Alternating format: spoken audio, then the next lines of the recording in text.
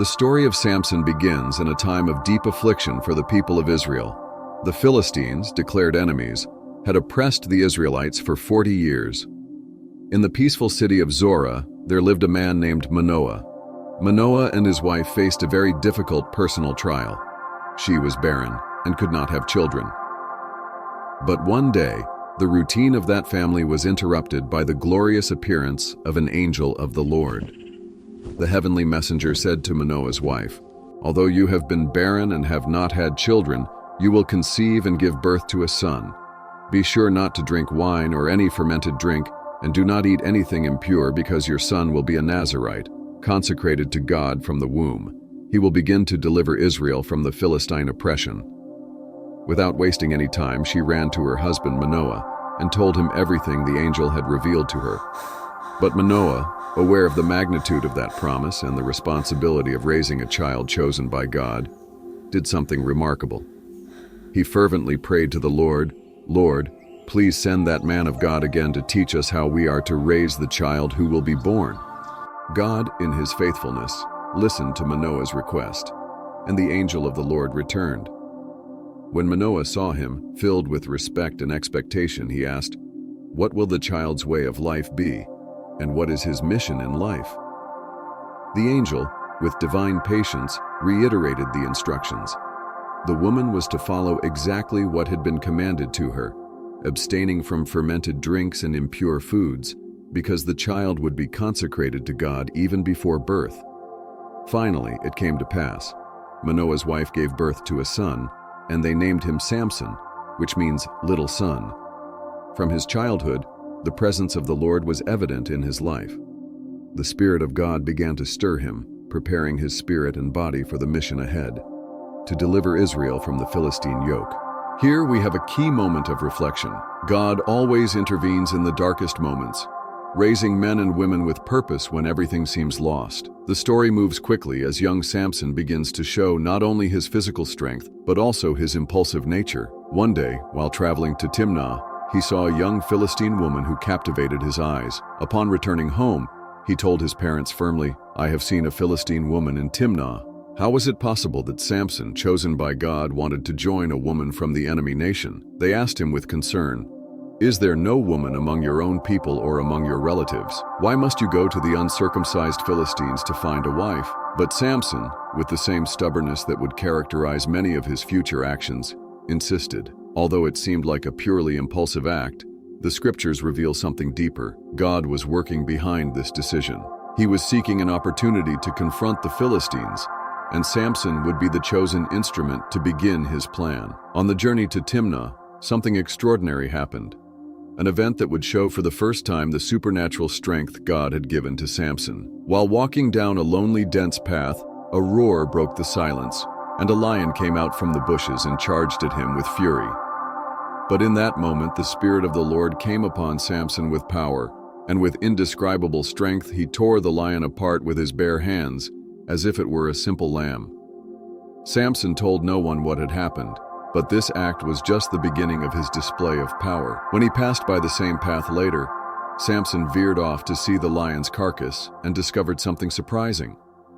A swarm of bees had made their hive inside the animal's body, and honey was flowing from there. Samson took some of the honey, ate it, and shared it with his parents, although he did not tell them where it had come from. Here it is important to reflect. The story of the lion and the honey is symbolic. From something as fierce and deadly as a lion, God brought sweetness and provision. This teaches us that in the midst of our greatest struggles, God can bring blessing and purpose if we trust in Him. Samson, however, was only beginning to walk the path of his destiny. Soon his wedding with the Philistine woman would take place, and it was during this feast that one of the most controversial and significant events of his life would occur, the famous riddle that would challenge his enemies and once again reveal how God used Samson's life to provoke necessary confrontations with the Philistines. What do you think of Samson's decision to marry a Philistine? Do you think it was right for God to allow it? Samson's wedding in Timnah was a significant event. Although it seemed like a simple union between an Israelite and a Philistine, it ended up being the stage for a confrontation between God and the oppressors of Israel. When the feast arrived, Samson proposed a challenge to the 30 Philistine companions who were with him. Let me propose a riddle. If you can solve it during the 7 days of the feast, I will give you 30 linen tunics and 30 sets of clothes. But if you cannot answer it, you will give me the same." The Philistines, confident in their cleverness, accepted the challenge. Then Samson pronounced the enigmatic words, "Out of the eater, something to eat. Out of the strong, something sweet." For 3 days, the Philistines tried unsuccessfully to solve the riddle. Frustrated and humiliated by their inability to find the answer, they decided to turn to Samson's wife. They confronted her with threats. "Convince your husband to tell us the answer to the riddle, or we will burn you and your father's house." Tormented by fear, Samson's wife began to cry and press her husband, insisting, "You hate me. If you truly loved me, you would have told me the answer to the riddle. Why do you hide this from your own wife?" At first, Samson resisted and explained that he hadn't even told the answer to his own parents. But his wife's persistence was relentless. For 7 days during the feast, she didn't stop crying and pressuring him until Samson finally relented and told her the answer. Without wasting any time, she ran to tell the Philistines. When the 7th day came, just before sunset, the men of the city came to Samson and triumphantly said, "What is sweeter than honey, and what is stronger than a lion?" Samson, realizing what had happened, responded angrily, "If you had not plowed with my heifer, you would not have solved my riddle." Here it is important to stop and reflect on the nature of this moment. Samson was strong physically, but his emotional weakness, especially concerning women, began to show. The enemy had exploited this vulnerability to get their way, but the Spirit of the Lord again manifested powerfully in Samson. Filled with anger and frustration, Samson went to the Philistine city of Ashkelon, where he killed 30 men, took their tunics and clothes, and gave them to those who had solved the riddle. Then, enraged and hurt, he left the feast and returned to his father's house. With cunning and fury, Samson devised an outrageous plan. He captured 300 foxes, tied them in pairs by their tails, and placed a torch between each pair. He then released the foxes into the fields of the Philistines, where the fire consumed the wheat sheaves, the grain still standing, the vineyards, and the olive groves. After being captured and taken to Gaza, Samson experienced one of the lowest points of his life. The Philistines, proud of their victory, displayed him as a trophy of their supposed power. They gouged out his eyes, leaving him physically blind, but more aware than ever of his total dependence on God. Shackled and humiliated, he was forced to grind grain in prison, a degrading and exhausting task reserved for slaves. However, God had not finished with Samson. While in prison, something significant began to happen. His hair, symbolizing his covenant with God, started to grow again. This was not just a physical sign, but also a reminder that the divine purpose was still active in his life. Despite his mistakes, the Philistines, in their arrogance, organized a great celebration in honor of Dagon, their god, believing that he had delivered Samson into their hands. The temple was filled with leaders and a crowd mocking and celebrating the fall of Israel's most feared man. In the middle of the celebration, the Philistine leaders, eager to boast of their victory, ordered that Samson be brought out to entertain them. Samson was brought from prison and taken to the temple, chained and guided by a young servant due to his blindness.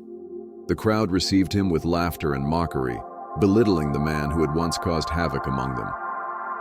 When he reached the center of the temple, Samson spoke to the young man who was guiding him. "Place me where I can touch the pillars that support the temple so that I can lean on them."